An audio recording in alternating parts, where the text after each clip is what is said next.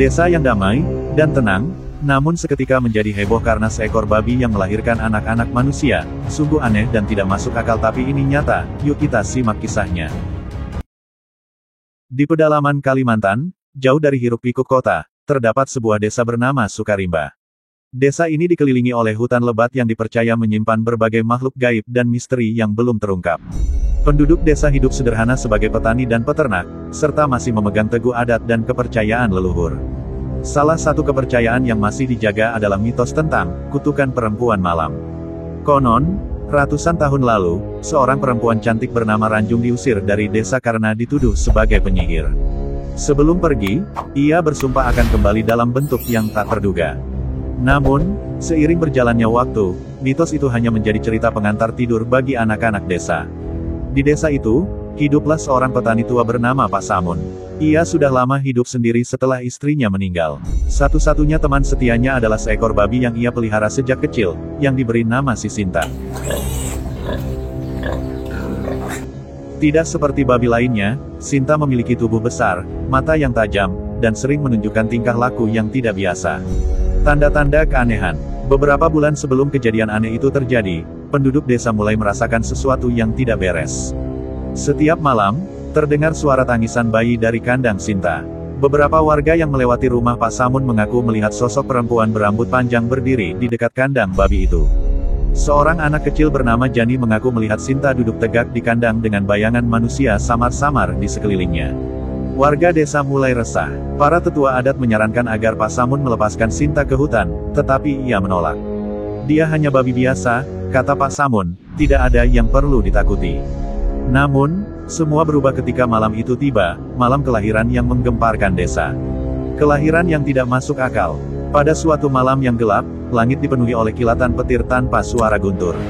Angin bertiup kencang, membuat pohon-pohon bergoyang seakan ada sesuatu yang sedang terjadi. Di kandang, Sinta terlihat gelisah. Tubuhnya berkeringat dan perutnya bergerak dengan cara yang aneh. Pak Samun bersiap membantu persalinan seperti biasa. Namun, ketika Sinta mulai melahirkan, ia terjatuh ke belakang dengan wajah pucat. Yang keluar dari tubuh babi itu bukan anak babi, tetapi bayi manusia. Satu persatu, bayi-bayi mungil dengan kulit merah muda keluar, menangis keras seperti bayi manusia pada umumnya. Tidak hanya satu atau dua, melainkan lebih dari 10 bayi lahir dari tubuh Sinta malam itu. Warga desa yang datang berbondong-bondong terdiam dalam keterkejutan dan ketakutan. Beberapa perempuan langsung menjerit dan berlari menjauh, sementara para pria menatap ngeri. Bagaimana mungkin seekor babi melahirkan bayi manusia? Mak Ningsi, dukun desa yang dihormati, segera dipanggil. Ia datang membawa dupa dan mulai membaca mantra untuk mencari tahu apa yang sebenarnya terjadi. Kutukan leluhur terungkap. Mak Ningsi duduk bersila di depan kandang, menutup matanya, dan mulai berkomunikasi dengan roh leluhur. Tidak lama kemudian, ia membuka mata dengan wajah tegang. Ini adalah pertanda, kutukan lama yang pernah disebut dalam mitos, kini telah menjadi kenyataan. Ia lalu menceritakan kisah Ranjung, perempuan yang dikutuk bertahun-tahun lalu. Dalam penglihatannya, Ranjung tidak benar-benar pergi, melainkan merasuki seekor hewan, dan hewan itu adalah Sinta. Bayi-bayi yang lahir bukanlah bayi biasa. Mereka adalah bagian dari kutukan, dan kehadiran mereka bisa membawa malapetaka bagi desa. Pak Samun terdiam. Ia tidak bisa menerima kenyataan bahwa babi yang sudah ia rawat bertahun-tahun ternyata menjadi perantara kekuatan gaib. Namun, sebelum ia bisa mengatakan apapun, sesuatu yang mengerikan terjadi.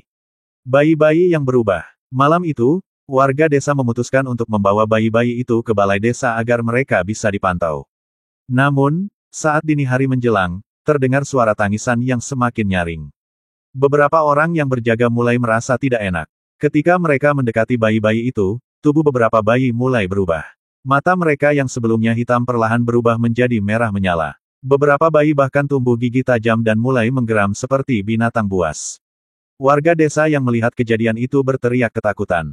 Mak Ningsi segera menyuruh semua orang untuk keluar dari balai desa dan mengunci pintunya. Mereka bukan manusia biasa, teriaknya. Mereka adalah anak-anak iblis. Malam penuh teror. Malam itu menjadi malam paling mengerikan dalam sejarah desa Sukarimba. Dari dalam balai desa, terdengar suara benda pecah dan jeritan mengerikan. Bayi-bayi itu mulai bergerak dengan cara yang tidak wajar, merangkak di dinding, dan mengeluarkan suara-suara yang tidak seperti manusia. Pak Samun, yang masih merasa bertanggung jawab, mencoba mendekati balai desa. Namun, sebelum ia bisa masuk, pintu balai desa tiba-tiba terbuka dengan keras. Sosok perempuan berambut panjang dengan mata merah menyala berdiri di ambang pintu. Itu adalah Ranjung. Ia tersenyum dingin sebelum berbisik dengan suara yang menggema di seluruh desa. Aku sudah kembali, dan kalian semua akan membayar. Akhir yang menggantung. Keesokan harinya, desa Sukarimba sudah tidak lagi sama. Balai desa hancur berantakan, tetapi tidak ada satupun bayi atau sosok Ranjung yang ditemukan. Pak Samun menghilang tanpa jejak. Beberapa warga yang selamat bersumpah bahwa mereka masih bisa mendengar tangisan bayi di malam-malam tertentu, seakan mereka masih ada di desa itu, menunggu untuk kembali. Dan sejak saat itu, setiap kali seseorang mendengar suara tangisan bayi di tengah malam, mereka menutup rapat-rapat pintu rumah mereka, takut bahwa Ranjung dan anak-anaknya akan datang kembali.